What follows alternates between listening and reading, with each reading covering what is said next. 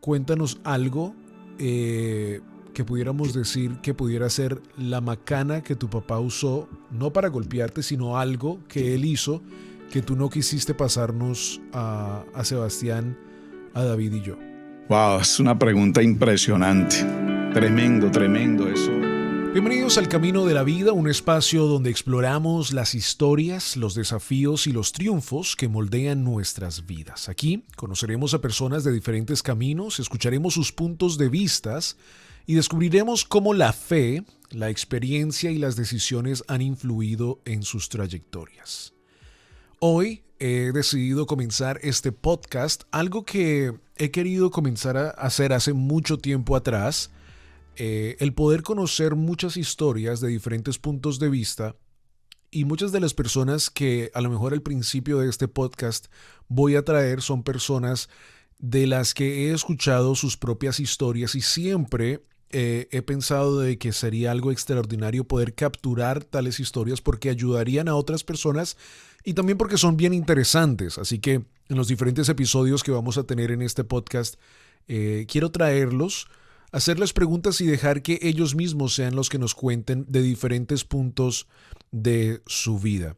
Decidí traer a mi primer invitado, a mi padre, como esa persona que abra este podcast y a la misma vez porque es la persona que, como cualquier persona sabe, nuestro padre y nuestra madre son las personas que juegan un papel tan importante en nuestra vida. Y por mis años de vida he conocido y he escuchado una gran cantidad de historias y muchas de ellas me parecen tan interesantes, muchas de ellas creo que pudieran estar en diferentes películas, series de Netflix, por lo impresionante, por lo glorioso y a lo mejor por lo impresionante de tales historias. Espero que algunas de ellas puedan salir. Creo que la mayoría a lo mejor saldrán, pero hay una gran cantidad de ellas que a lo mejor no estarán en este podcast, por lo cual requeriremos otra parte de este episodio. A la misma vez decidí traer a mi hermano Joan Alfaro para que también forme parte de esta entrevista y que de los dos puntos de vista a nuestro mismo padre podamos nosotros poder entrevistarlo. Así que, Sebastián, bienvenido. Gracias. Estoy muy emocionado de volver a escuchar algunas de estas historias. Una de las cosas que siempre decimos nosotros es que, y posiblemente un buen lugar para donde empezar, ya para nuestra edad, en este momento, para la grabación de este video, tengo yo 29 años de edad. Camilo, ¿tienes cuántos? ¿33? Ya para los 33, aún para los 29, nuestro papá Roberto ya tiene tantas historias. Y lógicamente, pues las historias que tenemos nosotros juntos, como familia y con nuestro hermano menor David, ya cuando Roberto tenía 40 o 45, 50 años, 55 y sigue, ¿no? Pero para la edad de 29 y 33, ya nuestro papá hemos escuchado historias, una vida completa y una vida muy, muy diferente a la que tiene hoy.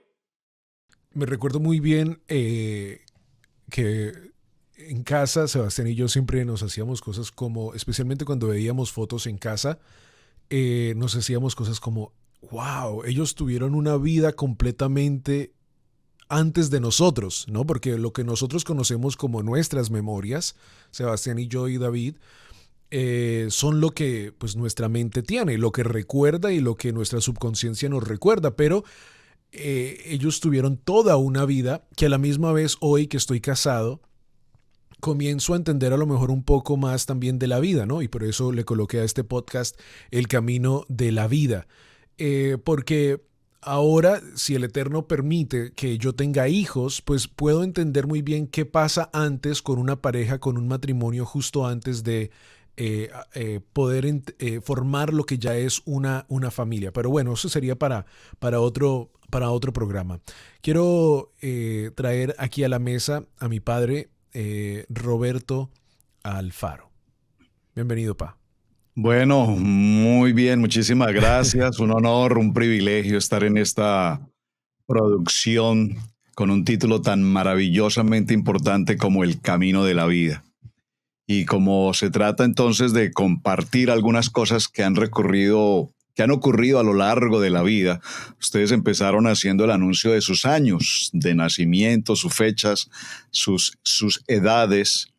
Esa pregunta me imagino que no me la van a hacer, pero para completar la historia, pues yo tengo 50 años. ¿Y qué significa tener 50 años? Significa que en el año 50 dejé de contar. Es decir, que hace por lo menos 10 años dejé de contar cuántos años tengo. Y recuerdo en este camino de la vida, cuando mi querido padre Miguel ya partió con el Eterno, yo recuerdo siendo niño cuando él cumplió 50 años, recuerdo que yo decía para mí, mi padre ya está anciano, ya tiene 50 años. Y cuando llegué a esos 50 años en mi vida personal, me di cuenta que a los 50 estaba apenas muy joven y seguimos siendo jóvenes. Pero me parece que el tema del programa, El Camino de la Vida, también a su vez me trae un recuerdo muy lindo y gracias por la invitación. Me siento muy honroso de poder estar con mis hijos, Camilo Esteban, Joan Sebastián y por supuesto un saludo para nuestro amado David Roberto y desde luego para la ayuda idónea, para la pastora Pili. Pero justamente ayer, precisamente en una actividad que estábamos desarrollando en la iglesia, compartiendo con un querido hermano, hablábamos de la vida en términos generales, las historias de la vida. Y siempre que tocamos el tema de la vida viene a mi corazón un cántico, creo que es muy típico en la cultura colombiana. Nosotros somos de origen colombiano, nací en Bogotá, Colombia, y soy del modelo 60 en adelante. Entonces, hay un cántico que se llama precisamente El Camino de la Vida. Y las primeras notas de ese cántico dice: deprisa como el viento van pasando los días y las noches de la infancia. Un ángel nos depara sus cuidados mientras sus manos tejen las distancias. Después llegan los años juveniles, los juegos, los amigos, el colegio, y el alma define sus perfiles y empieza el corazón de pronto a cultivar un sueño. Brotan como un manantial las mieles del primer amor, el alma ya quiere volar y vuelas tras una ilusión, y aprendemos en ese camino de la vida que el dolor y la alegría son la esencia permanente de la vida.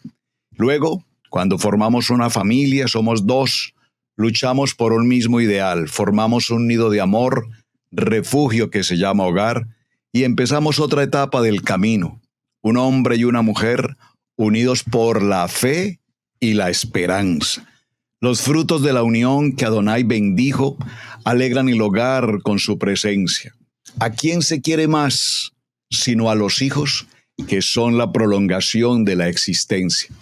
Después, cuántos esfuerzos y desvelos para que no nos falte nunca nada, para que cuando crezcan estos hijos lleguen lejos y puedan alcanzar la felicidad tan anhelada. Luego, dice el cántico en su término final, cuando ellos se van, algunos sin decir adiós, el frío de la soledad golpea nuestro corazón, y es por eso, hablándole el esposo a la esposa: amor mío, que te pido, como le pido a Dios, que si llego a la vejez estés conmigo. Y me parece que es un punto de partida maravilloso hablar del camino de la vida, porque en un recorrido como este que nos narra este poema, nos narra en pocas palabras toda la historia. Obviamente para mí ha sido un privilegio, un honor, como le dijo Jacob a su hijo mayor Rubén: tú eres mi vigor, tú eres mi fuerza. Esas palabras las transfiero sobre la vida de Camilo Esteban, mi primer hijo varón, mi primogénito. A su vez, luego viene mi segundo hijo, Joan Sebastián, y luego el Eterno nos bendice con la llegada también de nuestro tercer hijo, David Roberto. Así es que, pues muchachos, gracias por la invitación. Ustedes me dirán cómo quieren que encaminemos este camino de la vida. El camino de la vida. Vamos a comenzar primero hablando un poco acerca de tu infancia, que nos puedas comentar la vida en casa, nuestro abuelo Miguel, nuestra abuela Licinia. ¿Cómo fue tu crianza? ¿Qué historia nos puedes comentar que influyó más grande en tu vida? nosotros hemos escuchado pues a lo largo de nuestra vida muchas diferentes de ellas, pero cuéntanos si pudieras describir en pocas palabras ese núcleo familiar de lo que te recuerdas. Ya, porque, Justamente como... por Sí, ejemplo, adelante. para que puedas hacer la conexión, porque lógicamente en los primeros 10 minutos de ya esta conversación podemos ver, eres una persona que te gusta vestir con vestido, traje, siempre has predicado así, una persona que te gusta contar cuentos, chistes, ¿de dónde viene eso? El vestirse de la forma en que te vistes, chistes, cuentos, canciones, ¿eso fue el abuelito Miguel? ¿Fue tu abuelito? ¿O de dónde vino eso en tu infancia? Bueno, haciendo una unión de estas dos inquietudes, evidentemente el recuerdo que tengo de mi padre Miguel y de mi madre Licinia son, bueno, mi madre está en vida aún, son recuerdos hermosamente maravillosos. Tengo y siempre lo he compartido, tengo el honor y el privilegio de haber compartido una familia muy unida. Mi padre, un hombre absolutamente íntegro en el sentido completo de la palabra, una integridad total, rectitud, honestidad y un hombre pleno dedicado a su actividad de trabajo, honroso y respetuoso de su hogar. Es decir, para describir a mi padre solo lo puedo describir con esa palabra, integridad. Mi madre, pues una mujer igual, íntegra, una mujer de casa, una mujer de hogar, de apoyo, de familia, una mamá maravillosa. Sin embargo, los primeros tiempos de nuestra infancia, soy el primogénito de también en mi casa, el mayor de cuatro hermanos conmigo, uno fallecido recientemente. Los recuerdos que tengo de la infancia en esa unidad de familia son muy lindos, pero crecíamos en un ambiente difícil, en una economía difícil. Recuerdo cuando mi padre compró un terreno al norte de la ciudad de Bogotá en unas distancias enormes. De hecho, no había aún siquiera transporte para llegar allí, así es que tomábamos un transporte hasta determinado punto y luego teníamos que caminar por lo menos una hora más de camino para lograr llegar hacia donde hasta el día de hoy es nuestra casa y por supuesto en el tiempo de hoy ya es una zona residencial inmensamente poblada.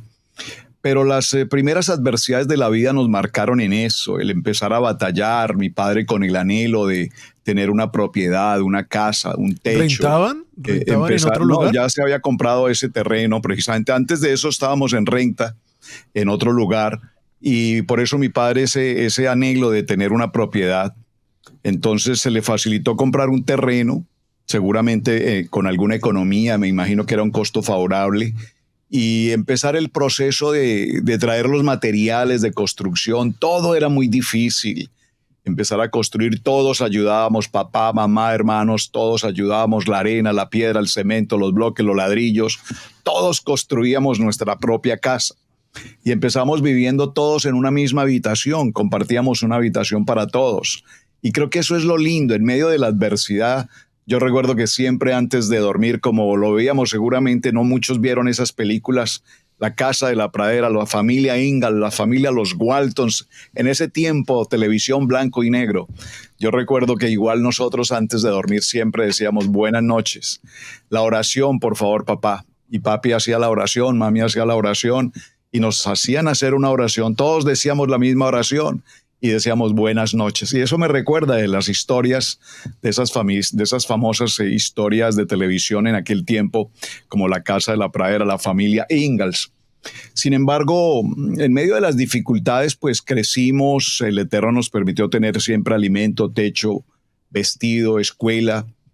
Y los años de la escuela igual fueron años maravillosos. De hecho, para avanzar en todo este proceso, a la segunda pregunta, mi padre siempre fue un hombre que en la mayoría de sus expresiones, sus acciones, siempre tenía un apunte, un chiste para todo.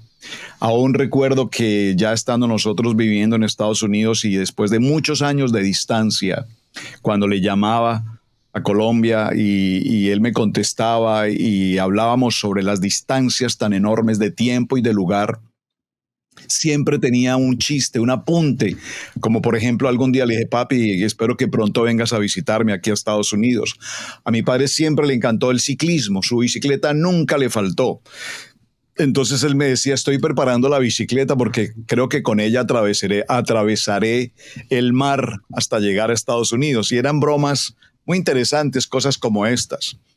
También a su vez, a la pregunta del vestir, eso obedece a una situación de carácter laboral. Siendo muy joven, después de prestar mi servicio militar, y tengo que regresarme un poquito, me recuerdan por favor, después de prestar mi servicio militar e incorporarme a mi primer trabajo oficial, digo oficial en el sentido de tener un contrato de trabajo, trabajar para el gobierno, etcétera, pues esto me dio una posición ya de plenitud de trabajo. Y en esta posición en la que estaba, pues a mí en lo personal me gustaba mucho vestir bien. No era un requerimiento propio del trabajo, pero me acostumbré al vestir, el traje, la corbata, y buena parte de mis primeros salarios en mi nuevo trabajo los invertía siempre en comprar camisas, corbatas y los trajes. Ahí Y te quiero, siempre, ahí te quiero parar y no es para interrumpirte, pero a lo mejor lo hago no solamente porque me permitas hacerte esta entrevista hoy y a lo mejor en persona nunca te la he hecho, y es ¿por qué? ¿Por qué te gustaba?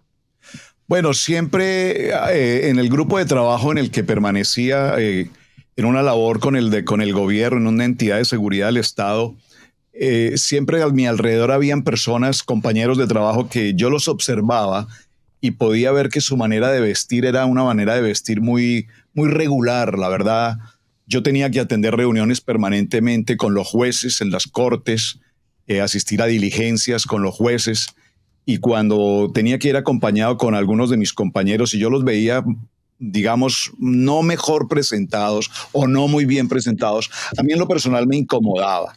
Y yo notaba que cuando yo iba vestido con mi traje, mi corbata, los jueces, los fiscales o las personas en general en la rama judicial me atendían de manera especial, como que me recibían con mejor atención que a las demás personas. Entonces se formó un hábito en mi vida, y es un hábito que posteriormente, cuando venimos a la palabra y propiamente al ministerio, pues indudablemente, como el Cohen Gadol dice la palabra, que Adonai dio la orden de que el Cohen Gadol debía vestir siempre, no solamente con las piedras preciosas, sino con el traje sacerdotal. Es decir, que es un proceso de identidad. Y creo que en el ministerio y en el pastorado, algo que también identifica a un pastor es precisamente el vestir dignamente, con honor, porque somos representantes de nuestro amado Adonai ante las naciones. Y quería regresar, repito, un momento a las inquietudes que ustedes me presentaban, porque hablando de papá y mamá, siempre lo he compartido en mis testimonios. Hubo una escena cuando tenía aproximadamente unos entre 13 y 14 años, estaba cursando el tercer año de secundaria. Y en ese tercer año de secundaria, mi padre, por razones de su trabajo en su empresa, había logrado vincularme a un colegio muy exclusivo en Santa Fe de Bogotá, un colegio muy importante, un colegio que era considerado, o creo que es considerado aún hasta este tiempo, uno de los mejores colegios de América. Y tuve el privilegio de estar en ese colegio, primero, segundo y tercer año. Pero en el tercer año, como lo mencioné en el tema del camino de la vida, dice, después llegan los años juveniles, los juegos, los amigos, el colegio. Y en el colegio, por primera vez, a esa edad tímida y tierna de 13, 14 años, había una niña que cursaba el mismo año mío, que me parecía tan hermosa. Yo creo que es la primera vez que yo recuerdo esa atracción hacia una niña, y eso me distrajo tanto que, lastimosamente, por estar como tan embelesado, dice el poema, los juegos, los amigos, el colegio, el alma ya define sus perfiles y empieza el corazón de pronto a cultivar un sueño. Y pensé que estaba como enamorado, pero era tan tímido que no me atrevía a hablarle, a tratarle, y esta distracción ocasionó que perdí mi año escolar. Esa perder mi año escolar era una tragedia, porque siempre venía de ser un buen estudiante, de tener muy buenas calificaciones, y mi papá se sentía orgulloso de eso. Más orgulloso en el colegio en el que estaba estudiando, pues era importante mantener buenas calificaciones. Cuando perdí mi año escolar, Inmediatamente el colegio me retiraba el derecho a estudiar allí. Era una tragedia, repito, para mi edad, esto era una crisis terrible. Pero yo tenía que enfrentar el problema y sabía que al enfrentar el problema con papá, que nunca lo había hecho, probablemente por primera vez papá tomaría su cinturón, no sé cómo le dicen en otros países, su faja, su juguete y me daría lo que decimos en Colombia, una muenda, una golpiza, o como dice la palabra, golpéalo con la vara. Así es que hablé con mi papi y le dije, bueno papi, la verdad tengo malas noticias, te traje mis calificaciones, mi libreta de calificaciones, no son buenas notas y la verdad tengo que decirte, perdí el año. Mi papá quedó frío, perplejo cuando le di esa noticia. Pero ha sido la enseñanza más maravillosa que recibí de parte de él. Primero, con mucha calma, con mucha madurez. Yo creo que impactado con la mala noticia que le había dejado, él quedó perplejo. Me dijo, pues hijo, yo he hecho lo mejor de parte mía para que tú avances, para que vayas a alcanzar buenos logros y perdiste la oportunidad. Esa es una decisión tuya. Por lo tanto, a partir de este día, en este nuevo año de estudio, ya no te puedo apoyar.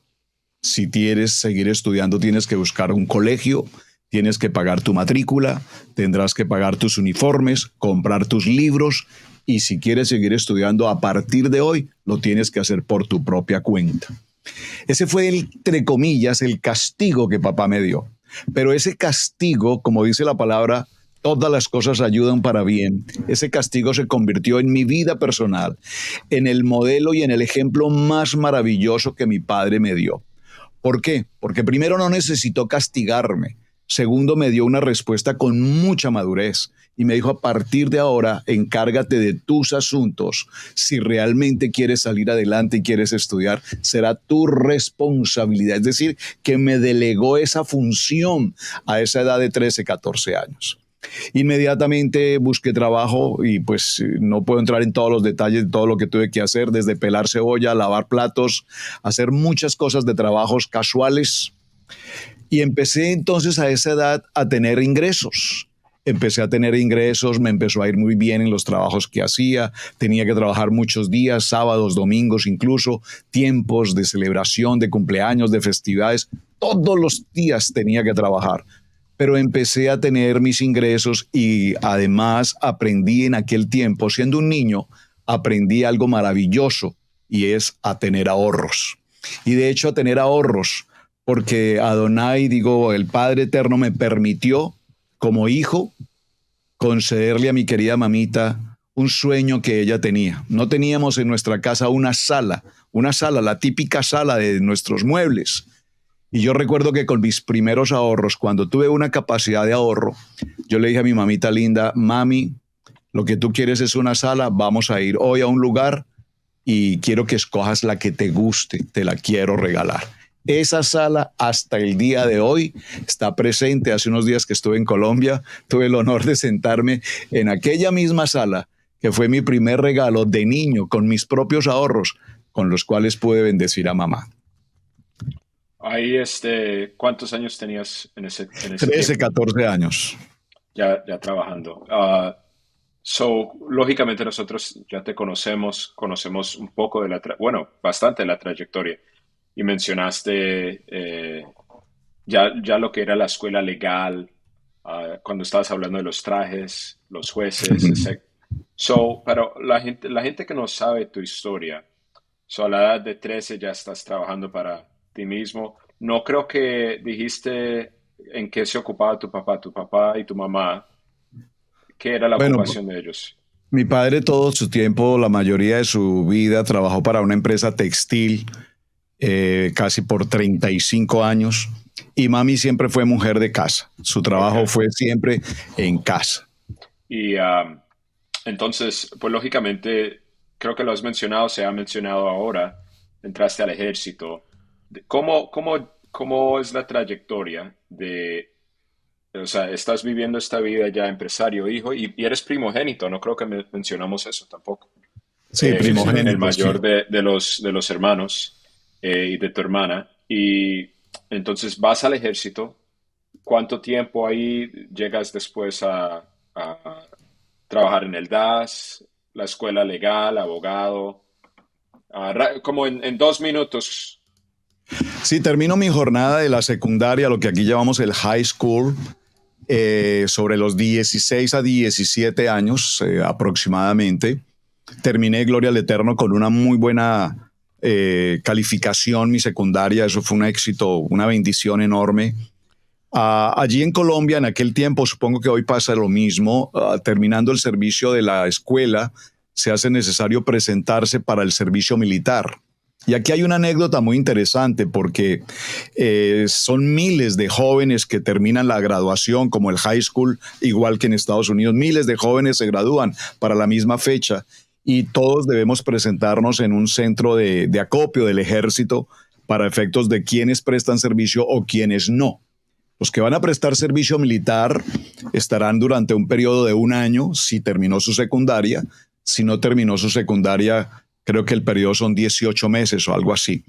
Pero quien presta su servicio militar obviamente recibe una libreta militar de primera categoría como reservista, y eso facilitaba en aquel tiempo el ingreso a la universidad o incluso a conseguir buenas posiciones de carácter laboral, porque se exigía para aquel tiempo, no sé hoy, la libreta militar.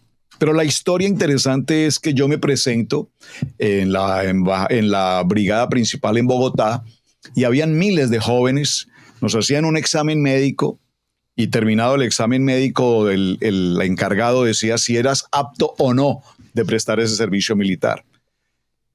Yo recuerdo que cuando me hicieron mi examen salí apto para prestar el servicio militar, pero el oficial encargado dijo no. Usted puede pasar a esta oficina y le van a hacer el trámite de su libreta de segunda, no de reservista, sino de segunda, y pase a esta oficina para que le entreguen su libreta militar. Yo le dije, disculpe, capitán, yo quiero prestar servicio militar. Me dijo, ¿Pero no, por no, qué? no, no, ya, ¿Pero por qué ya, querías? ya no. Ya le dije que no, pase allá a esa línea y que le entreguen su libreta militar. ¿Pero por qué querías Ya vamos hacerlo? para. Yo le insistía, pero yo quiero entrar al ejército. Y me decía, mira, yo a ustedes no los entiendo, a estos jóvenes. ¿Cuántos jóvenes pagan por debajo de mesa para que no los lleven? Y a ti te estoy diciendo que no vas a ir y ahora tú quieres ir. Yo no entiendo. Yo le dije, bueno, permítame decirle, mi padre prestó servicio militar. Y él se sentía muy orgulloso de su servicio militar. De hecho, en la sala hasta el día de hoy, en la sala de nuestra casa está la fotografía de papá con su uniforme militar ahí en el centro de la sala. Entonces yo como que tenía ese anhelo de que si mi padre había prestado servicio militar, yo igual quería tener esa fotografía. ¿Tenías ambición de prestar servicio militar en tal forma de, digamos, ir a otro país y pelear en otro país o simplemente ser policía militar o No, solo tener el traje? realmente no, nunca pensé en los contextos de guerra o ese tipo de cosas, no. Realmente prestar el servicio militar era simplemente ir durante 1 año a la brigada, prestar el servicio militar y Pero supuestamente nunca regresar como ya. carrera, nunca No, y retirarte fíjate del que ejército. es una inquietud muy interesante porque, bueno, la historia del servicio militar no la voy a poder contar porque es inmensamente apasionante y que ustedes la han escuchado en muchas ocasiones.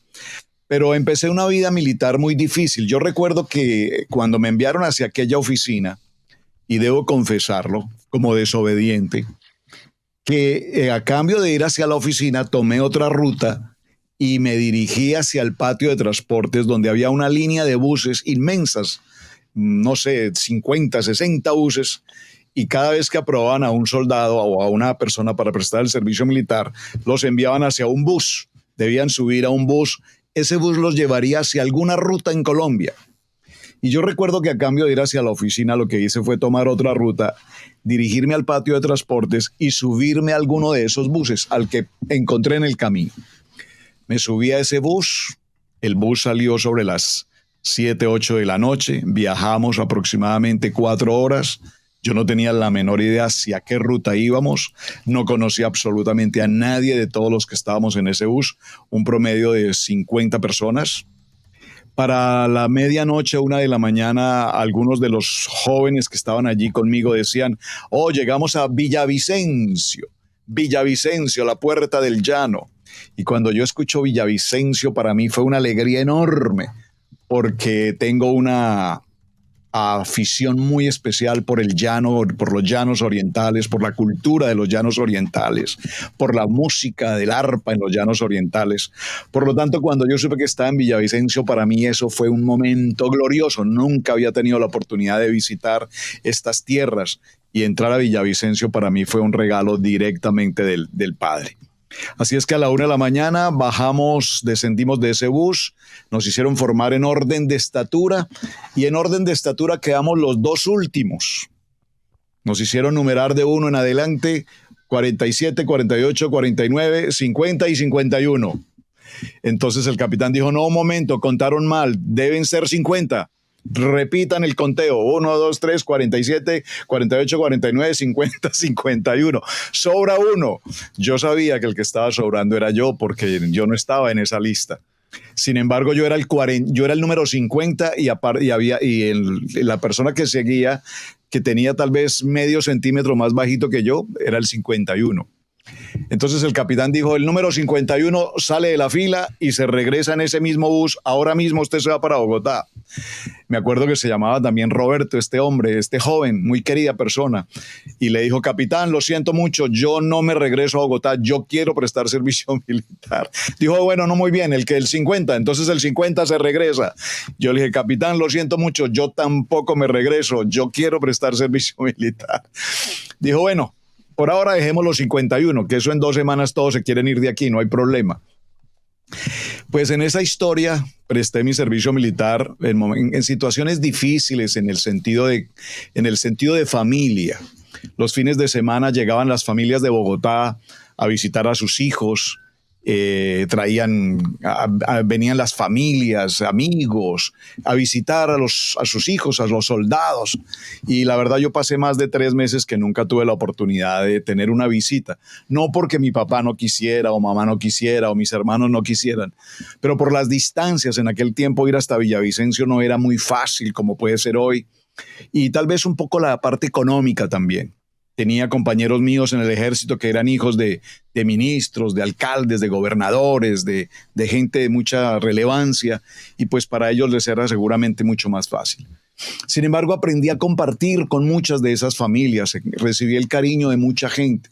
Luego, en el servicio militar, tuve la bendición de prestar mi servicio como conductor del jefe de Estado Mayor de la brigada, un hombre maravilloso, un coronel, un oficial extraordinario, que de hecho se convirtió como en un papá para mí, un protector, un amigo incondicional, una persona maravillosa.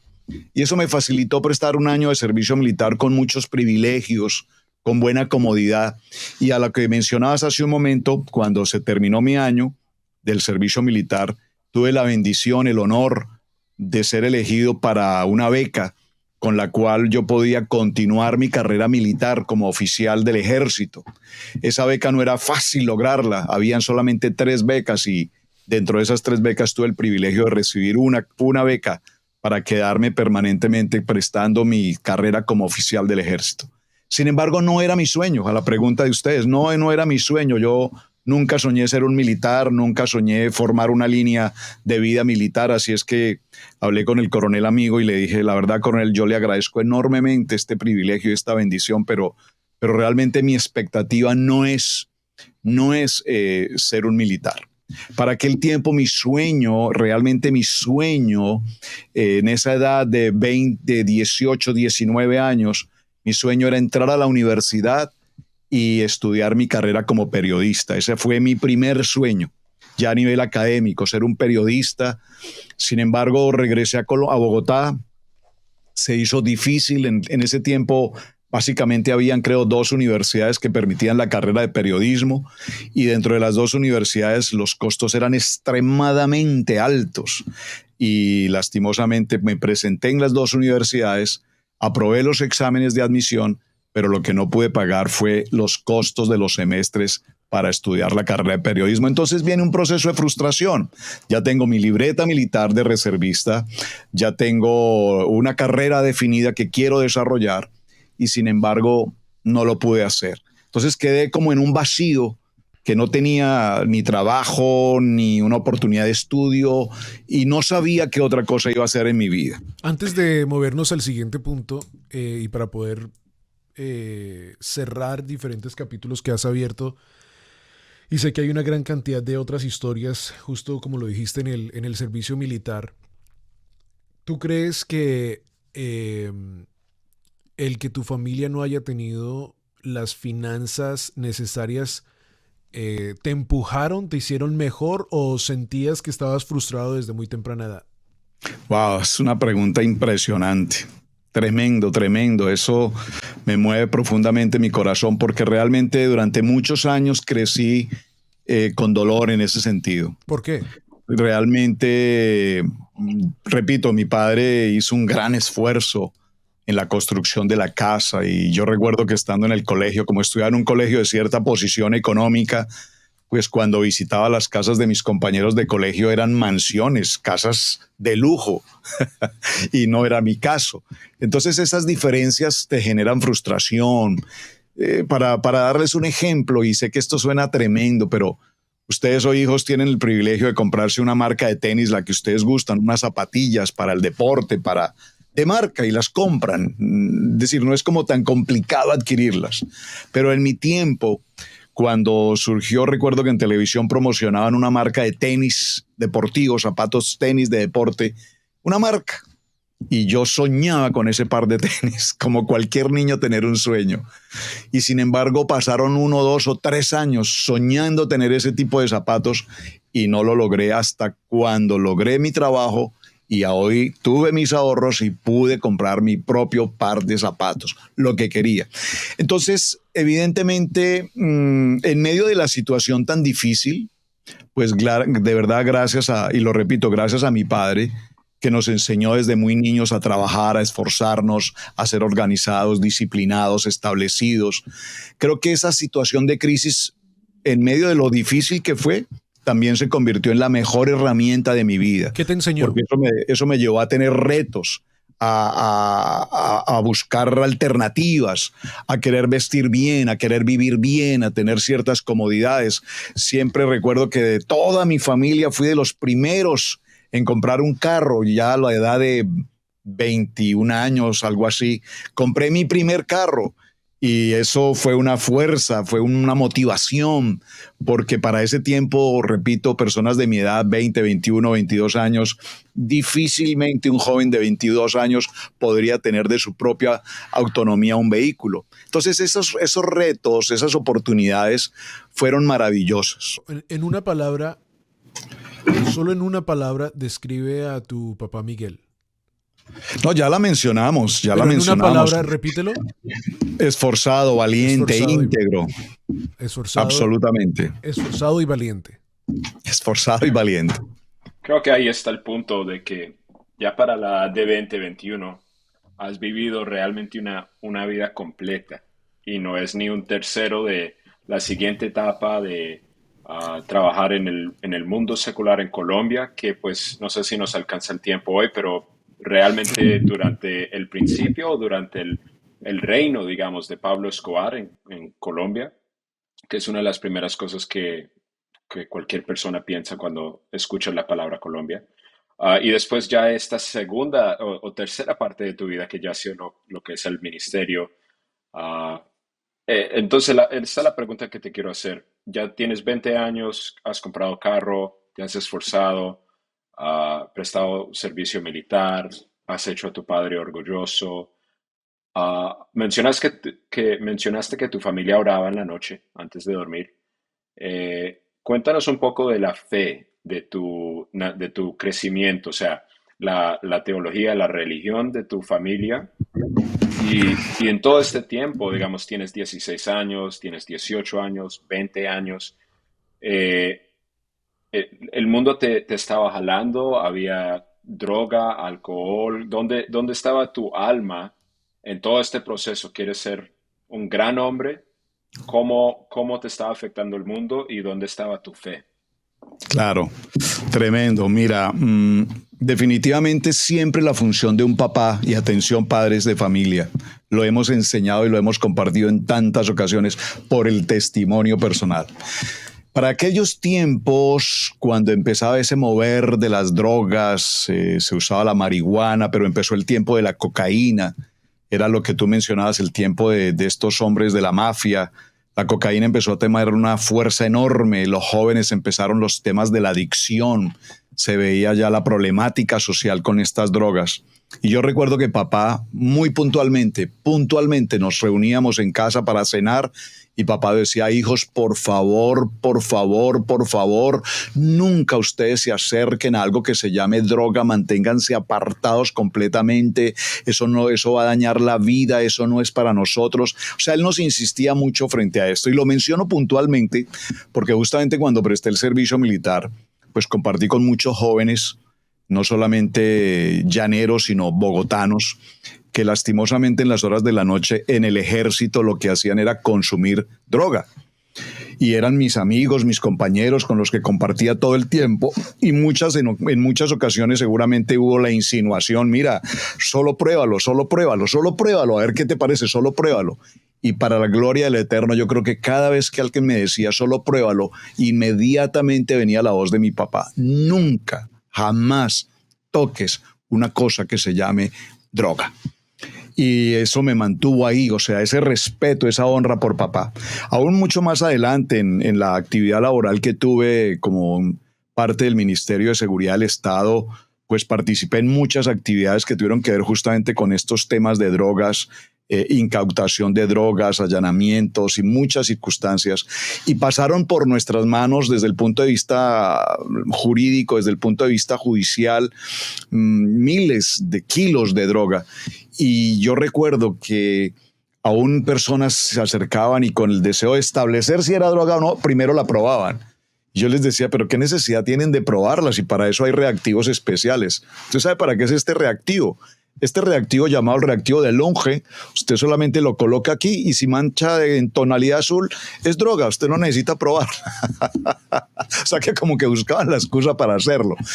Y repito, aún en medio de tantas incautaciones y cosas que se hicieron en aquellos tiempos, nunca, pero nunca, nunca, nunca por mi corazón, por mis emociones, por mis anhelos, pasó siquiera a probar a qué sabe o qué no sabe. Entonces siempre en esa área creo que la educación de nuestros padres para aquel tiempo tan estricta y restringida también nos permitió mantener madurez y carácter frente a estos retos. ¿Cómo llegas a trabajar en ese trabajo que nos acabaste de comentar? Sales del ejército, nos acabaste de decir que no pudiste quedarte, no pudiste entrar a la universidad para estudiar periodismo. ¿Qué pasa allí? ¿Cómo llegas a a tu siguiente etapa de la vida? Sí, una etapa maravillosa.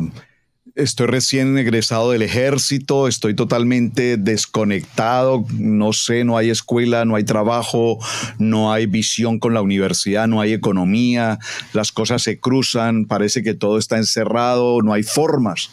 Pero justamente como esto, yo terminé el ejército, mi jornada militar en diciembre, pasó diciembre, mitad de diciembre, enero, y terminando el mes de enero, de pronto recibo una llamada del coronel a quien justamente con el que fui conductor de este coronel en el ejército durante casi 10 meses. Que se repito, se convirtió en un amigo, en una persona maravillosa. A él lo habían nombrado, él se había retirado del ejército en ese mismo año y había sido nombrado como director seccional de esta entidad de seguridad en una región de Colombia. Él me llama y me dice, Roberto, mira, se está abriendo un curso para detectives y yo tengo dos posiciones asignadas y tengo dos candidatos, uno de ellos eres tú. Quiero saber si tú aceptarías venir a formar parte de esta institución. Wow, para mí esa llamada Esa llamada, yo tengo unos programas que he hablado sobre el de repente ocurre una llamada y de repente en medio de la situación, la crisis, la angustia, un joven con deseos soñando y frustrado porque las oportunidades no aparecen, de repente, esos de repentes de Dios, una llamada cambia mi vida. Yo hablo con papá y mamá, les comento sobre el ofrecimiento que el coronel me había hecho. Inmediatamente mi papá me dijo, pues mira, hijo, eso es una tarea muy difícil, eso es muy peligroso. Si usted escucha las noticias todos los días que mataron el detective, que mataron, es muy difícil. Mami se quedó mirándome y me dijo, hijo, haz lo que tu corazón te diga que tienes que hacer. Yo le dije, gracias, mami. Esa misma noche, esa llamada fue a las 4:05 de la tarde. A las 6 de la tarde tomé a buscar una ruta de bus y viajar casi toda la noche, 10, 12 horas de viaje hasta llegar al sitio a reencontrarme con este amigo coronel, presentar mis exámenes de admisión allí, hacer todas mis pruebas técnicas. Y a los pocos días, 15 días después, ya de Bogotá directamente me llaman para confirmarme que había sido aprobado y que podía entrar a ser parte de ese grupo de un curso para detectives en Bogotá. Allí paso un año en ese curso. Fue un curso excelente, un curso que apasiono, lo digo con cariño porque aprendí muchísimo de la parte grafológica, de la parte dactiloscópica, de lo que es la investigación, la parte criminal, de criminología. Me apasiono con estas materias y para la gloria de mi amado eterno logré ocupar de las primeras posiciones del curso de graduación. Por lo tanto, cuando me graduó, eso a su vez me dio la oportunidad de entrar a ser parte de un grupo especial de investigaciones y no me dio como la posición común del detective común, sino me dio la oportunidad de tener una posición más alta, de mayor reconocimiento, haciendo trabajos mucho más técnicos, mucho más profesionales, no tanto de calle, sino trabajos mucho más técnicos. De hecho, esta fue la gran oportunidad que Adonai hizo en mi vida para entender la importancia de estudiar la investigación financiera. De allí es que me formo en la parte de lo que es la seguridad bancaria, la seguridad financiera, que yo pensaba siempre detectives, allanamientos, las armas, los delincuentes, la calle, no. Me formo más como un detective profesional técnico en la parte, repito, financiera, en la parte bancaria. Y a la pregunta de Joan Sebastián, en cuanto a nuestra fe, mi padre y mi madre fueron y han sido durante toda su vida, por herencia de nuestros abuelos, bisabuelos, de religión católica. Crecimos en el catolicismo. Digo crecimos en el catolicismo en el buen sentido porque todos los domingos íbamos a misa. Eso sí, a las 5 de la mañana estábamos en la iglesia todos los domingos. No fue una cosa casual, fue todos los domingos. Pero para no dejar inconcluso esta parte espiritual tan importante, siendo muy niño, repito, 12, 13, 14 años, desde muy niño también fui muy atleta, muy deportista. Montábamos bicicleta con papá, hacíamos rutas de ciclismo interesantes, me apasioné con el ciclismo, con el deporte y por lo tanto me exigí a mí mismo mucha práctica, mucho ejercicio. Y en una ocasión vivíamos al norte de Bogotá, cerca a la montaña del norte de Bogotá, y subir a la montaña era un deleite. Yo recuerdo que siendo muy niño, yo digo 13, 14 años, parece que en mi edad de 13, 14 y 15 años pasaron muchas cosas, ahora que lo encuentro. Pero subiendo a esa montaña, a la cima de esa montaña, recuerdo que en una ocasión a las 6 de la mañana estaba sobre la cima de una montaña, a un punto muy alto de la montaña que lo llamábamos Piedra Grande. Había una piedra muy grande y el punto se conocía como Piedra Grande. Entonces mi ejercicio consistía en llegar hasta esa montaña 3 o 4 veces a la semana. En una de esas ocasiones me senté sobre esa piedra y recuerdo que cerré mis ojos y empecé a orar, sin que conociera realmente el tema de la oración, pero fue algo espontáneo que ocurrió. Cerré mis ojos y empecé a orar y le decía, Padre, por favor, Dios, yo te pido, ábreme oportunidades, quiero estudiar, quiero salir adelante, no quiero pasar las situaciones difíciles que hemos pasado en casa. Sé que mi padre ha hecho un esfuerzo enorme, pero sé que podemos mejorar. Ábreme puertas, Padre, bendíceme. Y yo lo único que recuerdo es que al momento de abrir mis ojos, Así a través de los árboles, en ese bosque hermoso de esa montaña, vi como los rayos del sol atravesaban esas ramas, esos árboles, y fue como una iluminación que vino sobre mí. Y creo que a partir de ese momento, sé que esto que estoy mencionando era un poco hasta místico, pero ocurrió así. Definitivamente yo sé que Dios estaba conmigo en ese momento. Y lo digo ahora, ¿por qué? Porque después de los años hasta el día de hoy, en mi vida, en medio de las dificultades, las adversidades, muchas situaciones, por ejemplo, de muerte en las que me enfrenté, en las que literalmente fui declarado muerto, siempre desde aquel día de esa luz atravesando los árboles hasta el día de hoy, sé que el Padre Adonai ha estado conmigo. Y lo puedo decir por testimonio, lo he compartido en muchos programas. Yo siempre decía, ¿cómo soy qué tan de buena soy? Pero qué tan de buena soy que logré esto, pero cómo logré esto, pero cómo alcancé a llegar acá, pero cómo llegué a esta posición, pero cómo es que puedo tener tanto ingreso económico y cómo Adonai me bendice. Pero yo siempre pensaba que era por mi capacidad, porque era un hombre batallador, luchador, esforzado. No, hoy puedo decirlo al paso de los años, porque solamente, como dice la palabra, sin la presencia de Adonai, nunca hubiese podido avanzar absolutamente en nada. Solo en la presencia de Dios, Él me guardó, me cuidó, me llevó, me tomó de su mano, me dirigió en cada paso, en cada circunstancia, hasta venir completamente entregado a los pies del ministerio, servir en el ministerio, amar el ministerio. Y bueno, buena parte de ese proceso del ministerio, tal vez sea una segunda parte, no sé, tiene que ver con encontrar en el camino también a la ayuda idónea. 27 años para aquel tiempo. Conozco entonces a la señora Pili, la niña Pili, porque era una jovencita, y en pocas palabras, en muy pocos días, establecimos nuestro matrimonio. Y hoy, 33 años después, pues ustedes están aquí. Hay una gran cantidad de otras cosas impresionantes y yo sé que las historias son muchas, pero para poder entender mucho de lo que nos has contado hasta el momento, me gustaría que nos pudieras hablar por qué tú crees, suena muy rara la pregunta, pero ¿por qué eres como eres?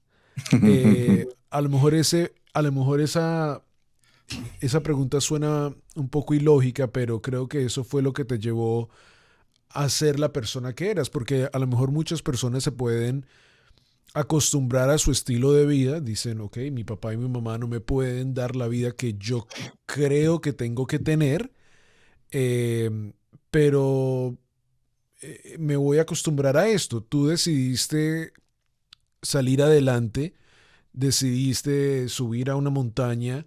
Sé muy bien que tú nos has comentado de que veías a ciclistas del banco o de un banco pasar cerca a tu casa y tú pegarte detrás de ellos. Entonces, y lo puedo decir que lo más que valoro de todas sus historias y tu vida es el no quedarte acostumbrado al estilo de vida que se te dio, que ninguna culpa de tus padres, sino pues la vida que se te fue dada, pero que tú saliste adelante y decidiste llegar hasta la posición que llegaste en Colombia, ser detective, todas estas diferentes cosas, es algo digno de honrar. La pregunta que quiero hacerte es ¿por qué? ¿Por qué tú crees que es esta tu vida, la que tú decidiste? ¿Cómo tú pudieras definir hoy, viendo tu propia vida, qué hay dentro de ti que te hace llegar a un banco en una posición muy alta? Nosotros usualmente creemos que son casualidades. Siempre decimos, uy, qué oportunidad, qué casualidad, qué coincidencia. Pero realmente en el recorrido de mi vida, en mi caminar diario, me daba cuenta cómo aparecen oportunidades. Las oportunidades de la vida. Las oportunidades de la vida están hechas para aprovecharlas. Las buenas oportunidades de la vida están hechas para aprovecharlas. Yo desarrollaba mi actividad en esta entidad de seguridad con mucho profesionalismo, con muy buenos resultados y con gran ética. Ante todo, ética y rectitud, porque estaba en medio de un sistema bastante perverso, corrupto. Pero sin embargo, repito, esa formación de padres es fundamental. Rectitud, honradez. Yo podía ver compañeros míos que económicamente se hacían solventes de la noche a la mañana. Y yo seguía con mi salario y todos me decían, pero es que usted no aprovecha estas cosas. No, es que yo no estoy de acuerdo con la corrupción, que es diferente. Hasta que un buen día un ex compañero mío en aquella entidad se había retirado hace unos 2 o 3 años. No fuimos muy amigos, realmente éramos compañeros de saludo, como está, trabajamos algunas cosas. De pronto un día este joven vino a la entidad y me dijo, Roberto, acompáñame a tomarnos un café, quiero que hablemos un tema que te interesa mucho. Fuimos a tomarnos un café y él me dijo, mira Roberto, tú eres un buen muchacho, eres un buen hombre y esta entidad no es para ti. Esta es una entidad en la que para estar en una entidad como esta se necesita tener corrupción y tú no eres hombre para eso. Yo te conozco. Quiero invitarte para que vengas a trabajar con nosotros en una entidad bancaria. Te vamos a hacer un salario por lo menos 3 veces mayor que el que tienes aquí. Te vamos a dar la oportunidad de la universidad, entrar a la universidad, prepararte, formarte, la carrera que tú quieras. El banco te la va a pagar.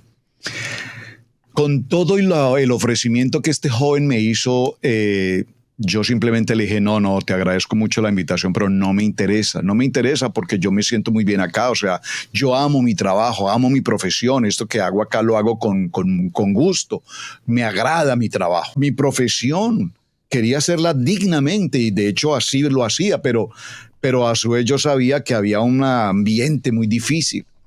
Sin embargo, para aquellos días había una amiga muy cercana y un día le comenté, le dije, mira, me hicieron este ofrecimiento. Me dijo, wow, pero impresionante.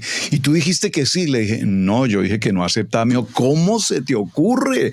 Esa es la oportunidad de tu vida. Tú sabes lo que significa el sector bancario. Vas a tener comodidades, vas a tratar otro tipo de gente, te vas a formar académicamente, te van a apoyar, tienes beneficios, tu salario, tienes esto, tienes lo otro. No, llama a esa persona y dile que sí, que te vas.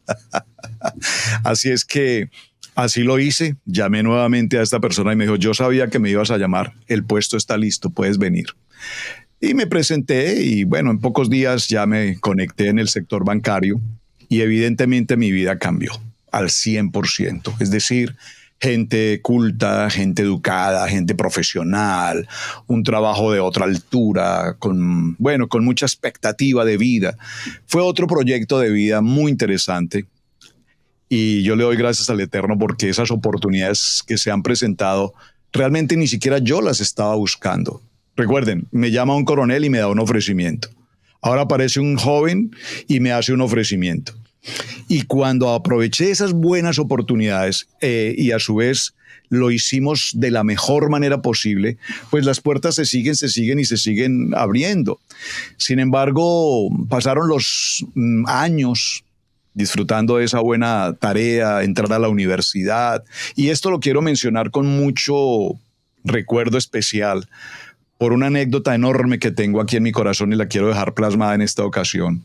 En la universidad en la cual estaba estudiando, en la Facultad de Derecho, a la puerta de entrada de la Facultad de Derecho, había un letrero, un sign, un anuncio grande en la puerta, sobre la puerta principal de la Facultad de Derecho, que todos los días durante 5 años pasaba por esa puerta y teníamos que leer esa frase que dice, conoceréis la verdad y la verdad os hará libres. Durante todos los años que pasé por allí, leíamos esa frase.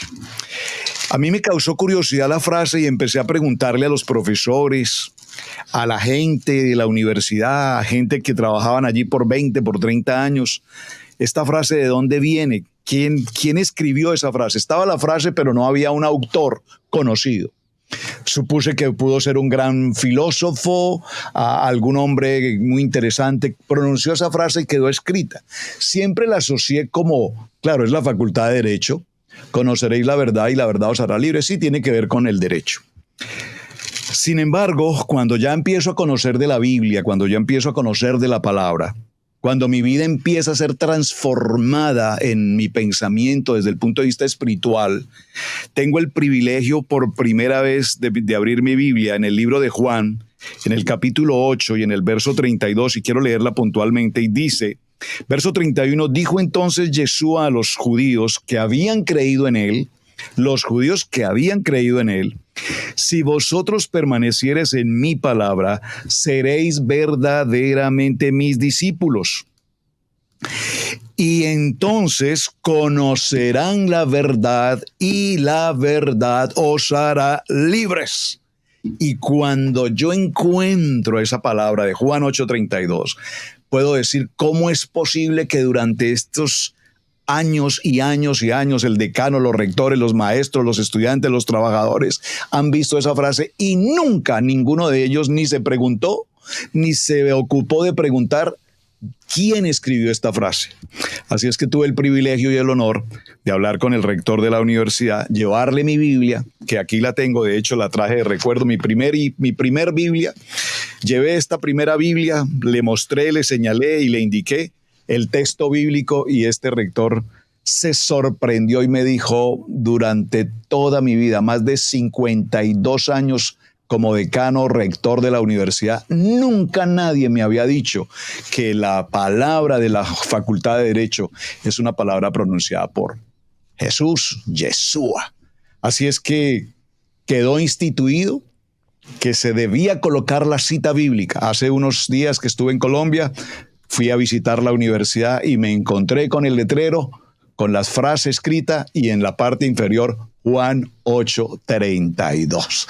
Qué momento tan maravilloso, qué momento tan glorioso, porque se le pudo dar la honra y la gloria a nuestro Padre eterno.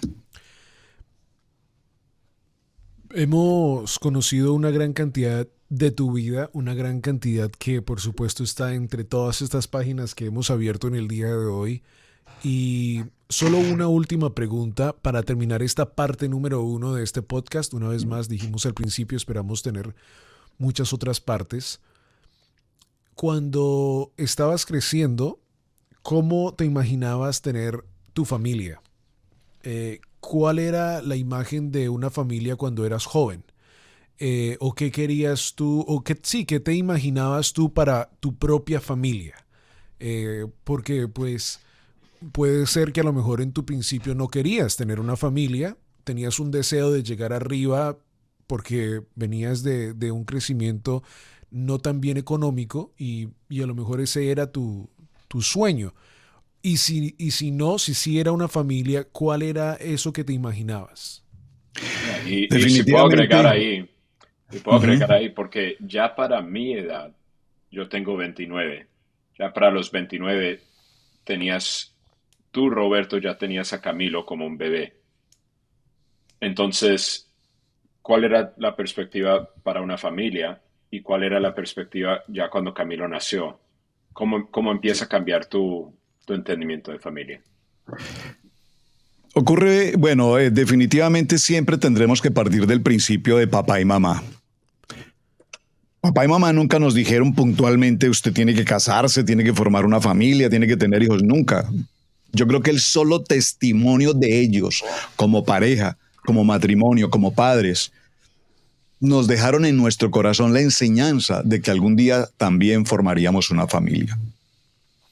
Y yo desde muy joven, desde muy niño, definitivamente estaba al 100% seguro de que quería formar un hogar, un matrimonio y tener hijos.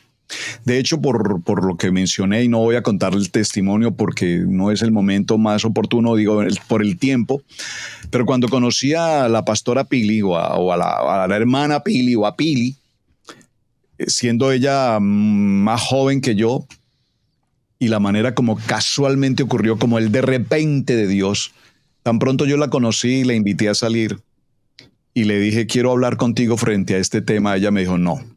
Si lo que tú me vas a proponer es que tengamos un noviazgo, algo así por el estilo, no me interesa, no, y no, mejor ni me digas nada. Le dije, no, yo no tengo intenciones de decirte que seas novia mía, no sé por qué me preguntas eso. Yo lo que quiero decirte es que quiero que seas mi esposa. Como dijo el dermatólogo, directo al grano. Así es que yo lo que hice fue proponerle matrimonio. es una historia muy linda. Y la cubriremos, y La yo la voy a cubriremos, entrevistar pero a ustedes dos, las porque en esto hay entrevistaré. que escuchar las dos versiones. Hay Sí, que escuchar la mía y hay que escuchar la de la pero pastora. una vez más, ¿qué pensabas tú cuando pensabas en una familia? Claro, exacto, lo que estoy compartiendo. O sea, yo tenía la claridad de formar un matrimonio. Ok. Eso para mí era absolutamente claro. O sea, yo nunca pensé en tener un noviazgo de 3, de 5, de 10 años y de pronto algún día casarme. No.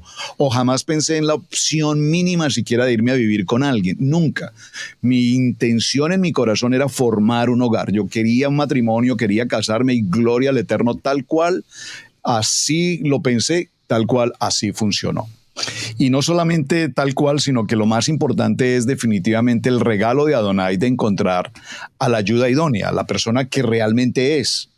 Doy el Eterno gracias porque la esposa que me dio ha sido una mujer maravillosa, de un carácter impresionante, de una madurez, de una templanza, y creo que buena parte de mi vida, dentro de mi aspecto laboral y dentro de mi aspecto como matrimonio, a través de la ayuda de mi esposa, fueron las que me dieron el cambio en muchas de las cosas de mi vida, de mi pensamiento, de mi manera de ser.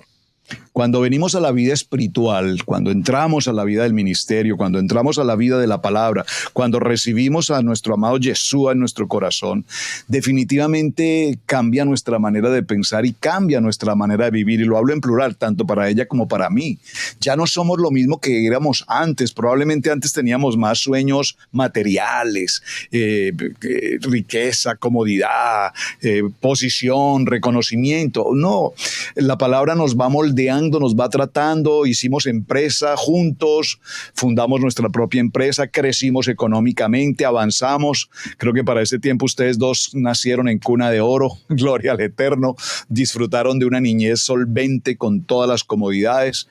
Y creo que a partir del tiempo en que nuestro amado Yeshua viene a nuestro corazón, o desde el tiempo, digamos, de Jesús viene a nuestro corazón, definitivamente han sido los años de provisión, como lo dice la parashá de Kitabó. Las bendiciones de Adonai vienen sobre nuestra vida, no solamente la economía, porque es que a veces pensamos que la riqueza, el dinero es la felicidad, es el éxito. No, digo la salud, la familia. Ustedes, mis hijos, los amo, son hijos maravillosos, íntegros, esforzados, valientes, dignos.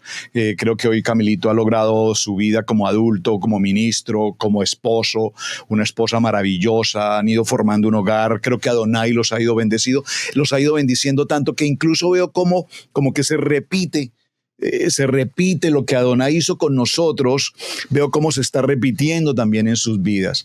Y creo que definitivamente, repito, el hecho de la manera como nuestro padre, mi mami, mi papi nos formó, creo que fue exactamente el modelo como nosotros, Pastora Pili y yo, formamos a estos hijos. Y muchas veces gente nos pregunta, ¿cómo ustedes lograron tener esos hijos? ¿Cómo que son tan respetuosos, tan señores, tan honrosos? Bueno, pues ha sido un trabajo de entregarles nuestra vida, formarlos, darles testimonio, ser luz para ellos. Y siempre soñé con lo que tengo hoy, siempre soñé con mi hogar, mi esposa, mis hijos. No sabíamos si podíamos tener al principio hijos o no. Al principio pasaron los días, pasaron los meses, no lográbamos el embarazo y uno como hombre lo piensa, ¿será que sí, será que no? Pero todo es en los tiempos de Adonai. De hecho, hubo un primer intento de nuestro embarazo y a los 2 o 3 meses de estar Pili en embarazo, de pronto nos encontramos con el momento de que no, que el bebé se perdió. Y eso nos afectó muchísimo. Y pensamos, ¿será que sí? ¿Será que no? Y bueno, gloria al Eterno, nos bendice con Camilo, con Sebastián. Y ya en el viaje hacia los Estados Unidos a radicarnos en este país, sin pensarlo tal vez en ese momento, todo por la provisión del Padre, Adonai nos bendice en la ciudad de Atlanta y nos entrega a nuestro tercer hijo, David Roberto. Tal vez nos queda en mi corazón o me quedó en mi corazón la niña. Seguramente vendrán mis nietas, seguramente llegarán las nietas. Espero que sí. Por favor, pónganse las pilas. Así es que siempre mi principio de vida sí fue formar hogar y como diría la palabra, como dice la palabra, un hogar, un matrimonio para toda la vida. Última pregunta y terminamos esta primera parte para después ir a una segunda parte en otro día, en otro episodio. Hay una historia que tú cuentas muchas veces y con esta quiero terminar. Y es que un día, creo que si no estoy mal, en la casa de tu abuela, eh, encontraste, no, ni me recuerdo el nombre, vas a tener que tú decirnos, pero encontraste una pieza con la que los papás de tu papá golpeaban o no sé, golpeaban en el sentido, no sé si por regaño o también a lo mejor, no sé, qué estilo de vida a lo mejor él tuvo en su crianza. Cuéntanos acerca de esa historia porque creo que va conectada ya a la última pregunta del programa y trata de contestarla como nos las has contado tú. Bueno, puntualmente es difícil porque es una historia, es una apasionante historia. Muy niño, desde los 3, 4 años, 5 años, recuerdo que mis abuelos, tanto maternos como paternos, siempre es algo interesantísimo. Yo soy como José, el hijo de Jacob, gracias al Eterno. Era un nieto consentido, fui un nieto consentido. Entonces mi abuela, por parte de papá, ella me llevaba cada fin de año, venía a casa, me recogía y viaje con mi abuela a su finca. Llegábamos a la finca de los abuelos y eso era una experiencia linda porque yo recuerdo que los abuelos nos decían, mira, toda esa tierra, esas montañas, allá por donde va el borde de la montaña, hasta donde baja la orilla del río y caminando por acá y por allá, esa es nuestra finca, esa es nuestra tierra.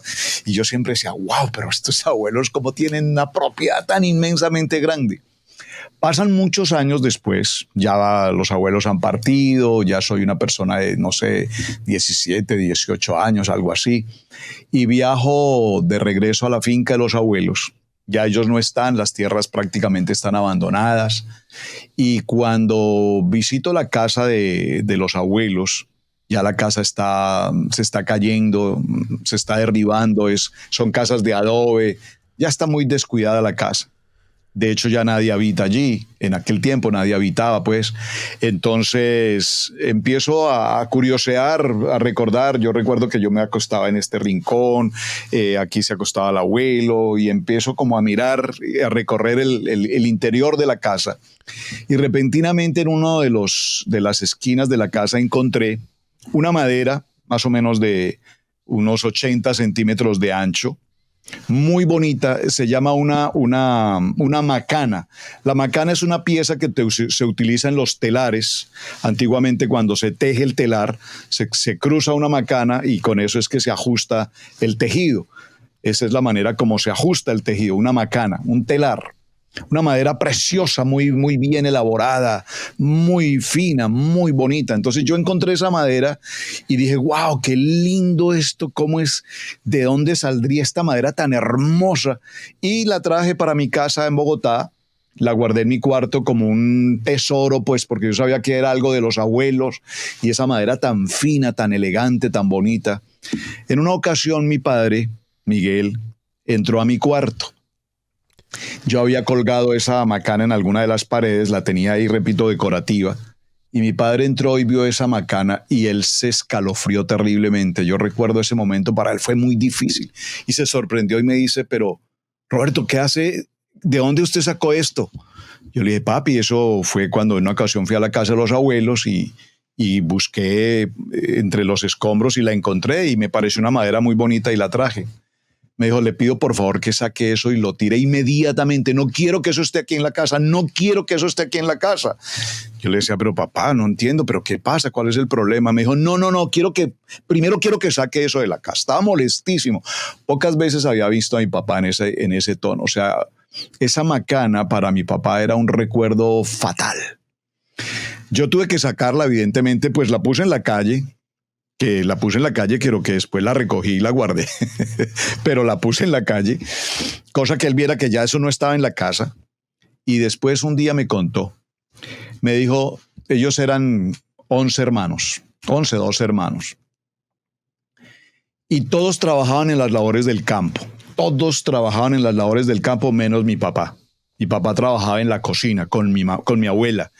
Entonces él ayudaba a preparar los alimentos. Él era el Una vez menor. los alimentos estaban listos, los empacaban en ollas y mi papá debía cargar esas ollas pesadísimas hasta el lugar donde estuvieran trabajando sus hermanos y mi abuelo. Debía caminar por esa finca llevándoles la comida, pero a las 12 en punto tenía que estar mi papá en el lugar del trabajo, porque a las 12 en punto era el almuerzo. Si mi papá llegaba 3 minutos tarde, 1 minuto tarde, era macana en mano y golpiza segura. Entonces, con esa macana el abuelo lo que hacía era castigar a mis tíos, a mi papá, a todos, pero una macana de esa, una madera como esa, eran golpes terribles. O sea, no era un golpecito ahí, era que les quebraba los huesos, les quebraba la cabeza. Eso era una cosa terrible. Y de hecho, pues mis tíos después me comentaban cómo a consecuencia de esos golpes, muchos de ellos tuvieron, pues sí, ciertos problemas de salud. Hoy en día ya muchos han fallecido y ancianos, y ya la edad que tienen. Hace poco que estuve en Colombia, repito, visité a uno de los tíos que está sobreviviente y él está muy lastimado de su columna. Y él me dijo, es que con esas golpizas que nos daba el abuelo, qué terrible.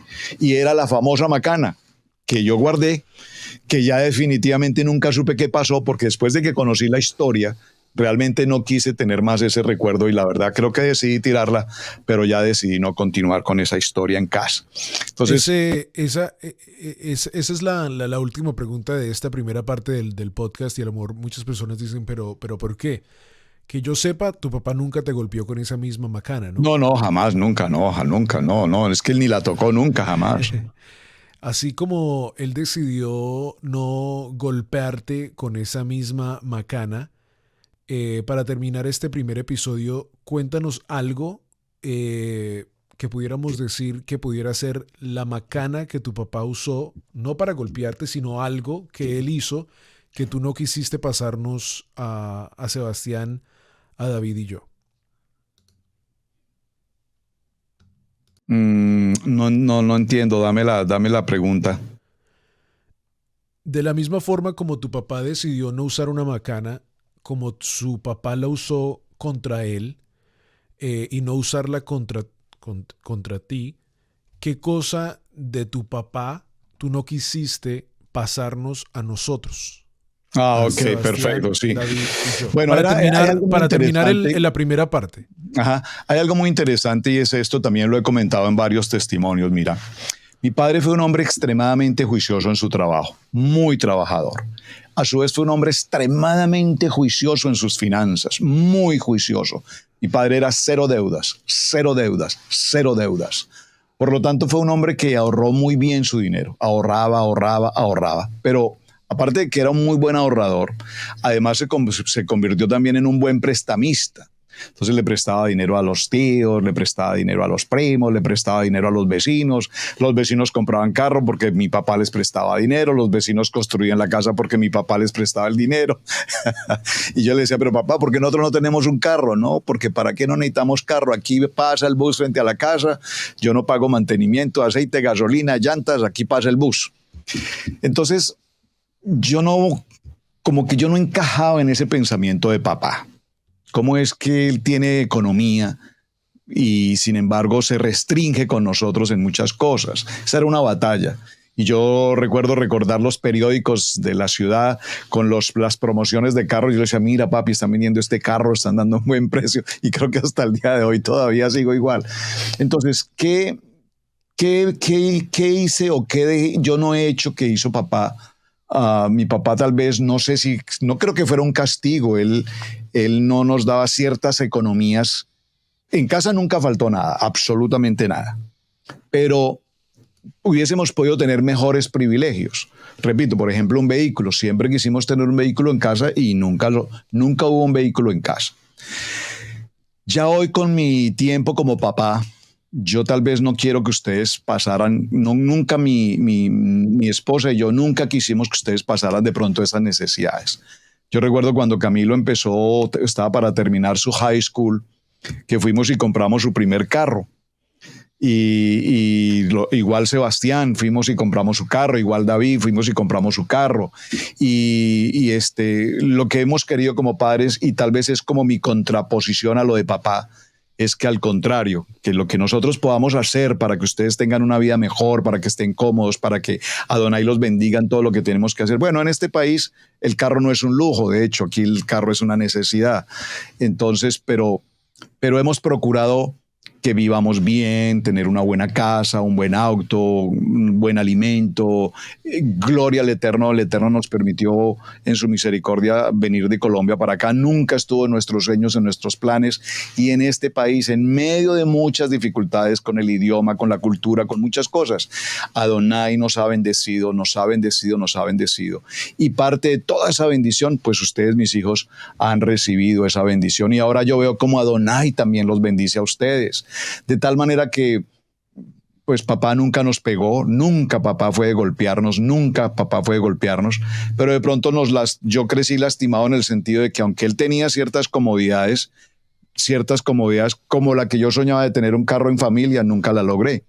Pero él tenía sus justificaciones que eran completamente válidas. Por ejemplo, papá no manejaba. Entonces, ¿para qué queríamos un carro si ni él, ni yo, ni nadie en la casa manejaba? Entonces, ¿para qué queremos un carro? Pues sí, obviamente, nadie maneja, ¿para qué tenemos un carro? Entonces, él fue un hombre muy práctico también en sus cosas, muy, muy organizado, y no iba a ser un gasto también innecesario. Yo por eso tal vez no me privo en ciertas cosas y no quisiera privarlos, nunca creo que los hemos privado a ustedes de muchas cosas, porque veo la posibilidad de hacerlo, hay cómo hacerlo y todos caminamos en bendición. Pa, muchas gracias por esta primera parte. Esperamos tenerte de regreso para una segunda parte, a lo mejor tocar muchas de las mismas áreas que tocamos hoy y sé que muchas otras historias saldrán. Gracias por estar aquí, te quiero mucho, te amo, estoy muy orgulloso de ti. Gracias. Desde niño sé que todas tus historias siempre han sido algo impresionantes y te doy gracias porque nos permites entrevistarte hoy para que también otras personas te conozcan a ti como Sebastián y yo te conocemos. Muchísimas gracias a ustedes, hijos, para todos los que van a estar conectados en este tiempo de El Camino de la Vida. Es una experiencia hermosa y sé que vamos a escuchar muchas historias y testimonios que nos van a edificar enormemente. A ustedes muchas gracias por la invitación. Gracias, papá. Gracias, papá. Te agradecemos mucho tu tiempo, sí. Este, wow. Son historias que hemos escuchado toda nuestra vida. Eh, pero nuestro papá siempre ha sido una persona que la podemos escuchar otra vez y otra vez y otra vez y aprender algo nuevo cada vez o mantener sonrisa y mantener humor al escuchar cada una de las historias. Y lo loco es que hay historias que no hemos escuchado Ujú. y a veces se acuerdan y como dicen los costarricenses, nos dan la dicha de escucharlas. Hay un dicho, bueno, pues lógicamente yo nací en Bogotá, pero pues crecí aquí en los Estados Unidos, so pienso en una forma americana. Hay un dicho americano famoso que dice que tiempos duros producen hombres duros producen tiempos de paz y tiempos de paz producen hombres débiles.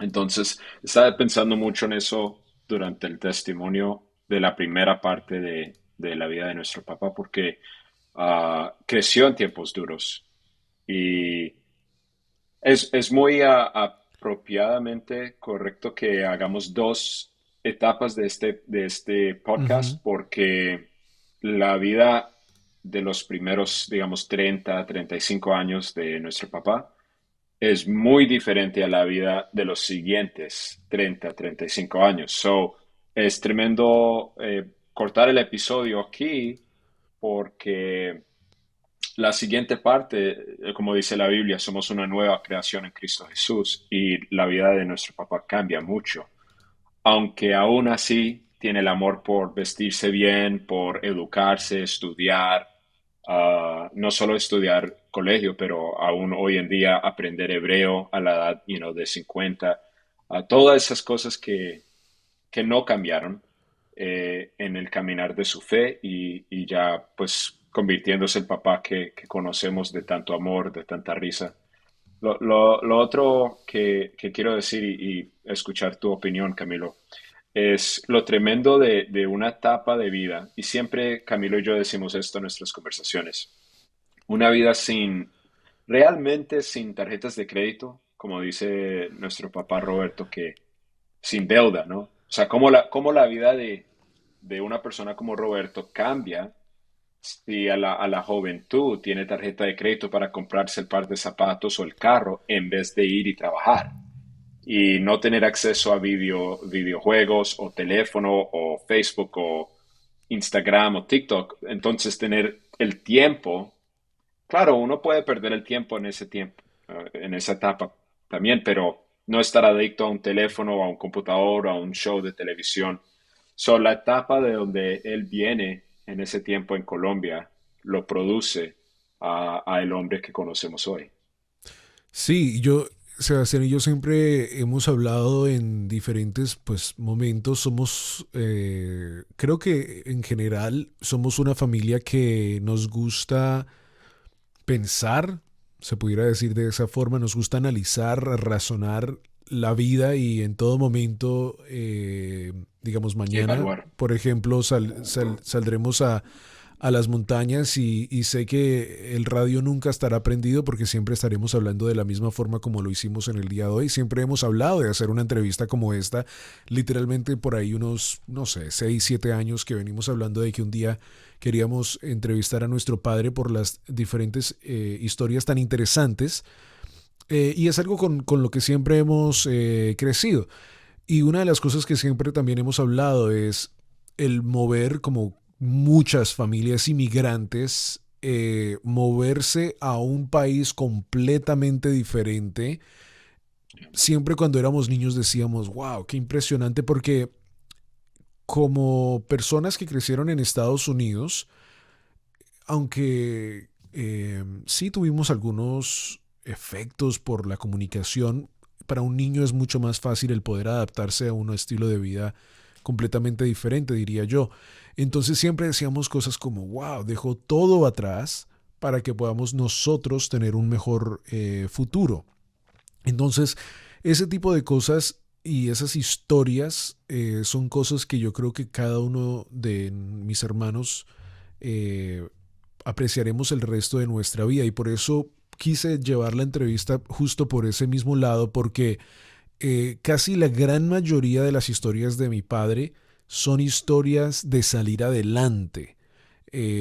Son historias muy honestas, muy francas, historias que él no comentó hoy, pero que yo las conozco y Sebastián las conoce, o a lo mejor yo las conozco y él conoce historias que yo no conozco, pero siempre las historias que él cuenta son historias de ser el mejor en lo que él haga, y eso yo creo que es una gran lección para nuestra vida, de la cual siempre apreciaremos, y espero que podamos aprender de él. Yo creo que esa es una de las cosas que como hijos que respetan a sus padres, tiene que ser una cosa digna de honrar y digna en el sentido de que el sacrificio que ellos hicieron, uno pueda ser respetuoso a esa lucha de salir adelante y nosotros, Sebastián y yo, no despreciar ese sacrificio y a lo mejor acostumbrarnos a vivir un estilo de vida como rutinario, porque ha habido mucho sacrificio detrás nuestro para que nosotros podamos llegar a donde estamos hoy. Entonces, debido a que se ha hecho tanto sacrificio para llegar a donde estamos hoy, lo más respetuoso es seguir luchando, es seguir adelante y pues seguir dando ese ejemplo como mi papá mismo lo comentó hoy. Su núcleo familiar, aunque era una familia de poca economía, eh, su núcleo familiar era muy cercano, muy familiar. Y eso se transmitió en mi padre y mi madre, nuestra familia es una familia muy cercana. Entonces creo que se transmitió eso y espero yo un día, junto con mi esposa Cristal, también el poder hacer eso a, a mi nueva familia, ¿no? A la familia que ahora formo con mi esposa. De verdad, muy interesante y bueno, esperamos que pronto podamos traerlo de nuevo, eh, porque son historias que nos ayudan. Y espero yo traer otras diferentes personas al podcast que nos cuenten sus historias, porque creo que nos ayudan a poder entender, oye, ¿sabes qué? Especialmente lo digo ya para terminar, y yo, Sebastián, para que tú también continúes, pero mi esposa y yo estamos un poco frustrados en el sentido de que las nuevas generaciones, ni la de Sebastián, diría un poco más allá, eh, un poquito de presión. Depresión es como, wow, es como, como que se sienten, se usa la palabra depresivo, se usa la palabra no puedo hacerlo, se usan palabras muy fuertes que si uno ve historias como la de mi padre y como muchos de nuestros padres, que a lo mejor si tú estás viendo esto y tu padre te cuenta historias, la tenían más difícil.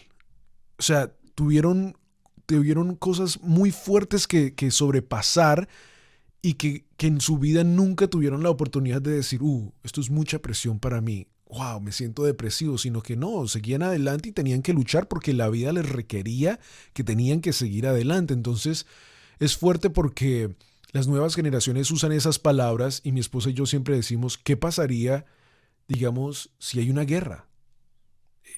guerra mundial y a lo mejor los de Estados Unidos, que son parte de esta nación, tienen que ir a luchar? ¿Estarán listos para una guerra? ¿Estarán listos para no solo la guerra física, sino las guerras emocionales que uno como adulto tiene que pasar? Las deudas, tarjetas de crédito, comprar una casa, comprar un carro. Eh, Estas entrevistas creo que nos ayudarán a poder entender cómo otra persona ha vivido también su vida y cómo ha llegado hasta al lugar donde está hoy. Y absolutamente. Creo que para nuestra generación la vida todavía es para el futuro. Estamos entre guerras, entre posiblemente la caída de una bolsa de valores. Ah, Le han disparado al presidente de los Estados Unidos ya dos veces, bueno, la segunda vez casi, ¿no? O sea, pero el punto es que para nuestra, o sea, para la generación de nuestro papá y la gente de su tiempo, es como que ya vivieron dos, tres vidas. Ujú. Para nosotros hemos solo vivido una y ya los siguientes 30 40 años para nosotros, pues creo que van a ser mucho más interesantes. Hemos tenido ese tiempo de paz Sí, y como justo. repito, el tiempo de paz crea hombres débiles, right? Y creo que lo tienes en toda la razón, porque el amor, nuestra perspectiva ya es diferente a la de un niño o un adolescente o un joven. Él, en su entrevista que acabamos de tener, ya en sus años mayores de vida, nos está hablando desde una perspectiva mayor, Ujú. desde una perspectiva Yeah, donde él porque dice, él no pensaba de esa forma en ese tiempo. ujú, Por él eso dice, preguntó lo de la fe. sí, En ese tiempo la fe, él, pues creció una casa más católica. Pues lógicamente ya hoy en día nuestra familia piensa todo tiempo el movimiento del Espíritu Santo en nuestra vida. Ah, Traemos a Jesús en cada conversación, versículos, pues porque estamos en el ministerio. Pero en ese tiempo él solo era un muchacho. Lo malo y lo bueno era, digamos, lo ético, lo moral, lo que es pues decente hacer como para la patria, todas esas lealdades en ese tiempo eran simplemente ser un buen hombre. Y eso cambia al convertirse cristiano. Pero, tú también lo dijiste, imagina, y siempre, tú y yo siempre decimos esto, a nuestra edad, nunca nos imaginamos vender todo, poner cosas en maletas e irnos, digamos, a Alemania sí, y sería tener que como yo ir aprender con, un lenguaje alemán o comida alemania. O sea, sí, es loco. sí, ¿Ya? digamos, a la edad que tengo yo en ese momento, sería como Cristal y yo en ese momento movernos a Yeah. Dejar Israel, todo y mudarse. Right, sí, right. Y con hay dos gente que lo hijos. hace, pero la única diferencia, digamos, de la gente que yo conozco de mi edad, que se han ido a mover y viven en otro país, a veces es por razones misioneras, pero bueno, Roberto y Pili vinieron por razones misioneras aquí. Pero la diferencia es que salen de países que son segundo o tercer mundial a venir a América, que es primer mundial. So, para nosotros nunca vamos a poder entender eso porque vivimos, y lo dijiste hace rato, que la juventud hoy en día tienen problemas de primer mundial. Por ejemplo, que el aire se dañó, pues si creciste en una casa que no tenía aire, ni tienes concepción de calor o frío, es solo, es lo que es. Pero hoy en día que digamos que el carro se le dañe una llanta o cambiar el aceite de tu propio carro, ah, todo, hasta pues no, y ahí pues tuvimos nosotros la dicha, digamos, de tener a nuestros padres porque aunque teníamos una máquina de lavar platos, el lavaplatos somos nosotros, o en muchas veces papi Roberto era el que aún hoy en día es el que le gusta lavar platos y servir a su familia, pero no es como ya la cultura americana que tienen una máquina de lavar platos y le pagan a alguien a que limpie su casa y en vez nosotros sí crecimos con todavía un poquito de esa vida dura, como para recordarnos, lo importante en la vida. Sí, sí, yo creo que esas mismas cosas tendremos que un día pasárselas a nuestros hijos también, a la siguiente generación. Bueno, gracias a todos por estar con nosotros en el día de hoy. Esperamos de que hayan disfrutado de esta entrevista. Suscríbanse aquí al canal de Camilo Alfaro y espero que disfruten de las siguientes entrevistas que vamos a comenzar a tener justo desde el día